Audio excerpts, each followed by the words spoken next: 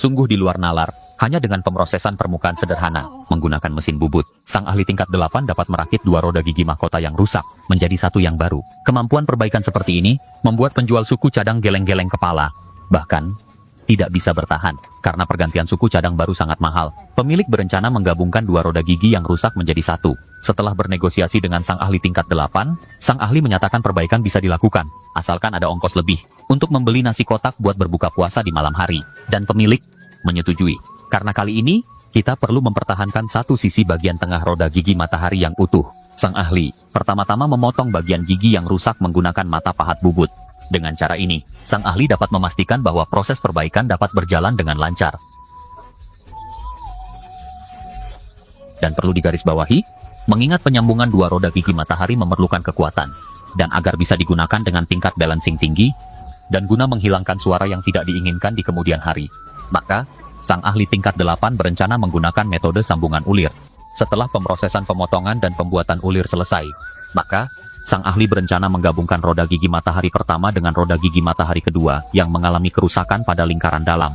Namun, karena roda gigi matahari memiliki kekerasan yang tinggi, dan untuk menghindari mata pahat bubut patah, maka sang ahli yang cerdas menggunakan pemotongan asetilena untuk menghilangkan permukaan patahan dalam roda gigi matahari kedua.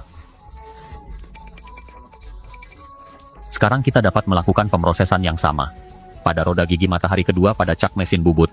Karena data diameter dan ulir pada gigi matahari pertama telah didapatkan, maka sang ahli yang berpengalaman juga memotong dan menghaluskan permukaan lingkaran dalam pada roda gigi matahari kedua.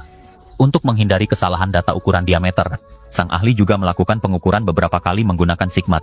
Setelah data dirasa pas antara gigi pertama dan kedua, maka sang ahli melanjutkan pemrosesan pembuatan ulir pada roda gigi matahari kedua.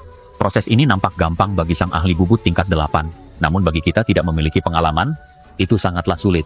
Meskipun sang master tidak memiliki mesin, komputer nomersial kontrol atau CNC, dalam proses pembuatan ulir, dan hanya mengandalkan mata pahat ulir.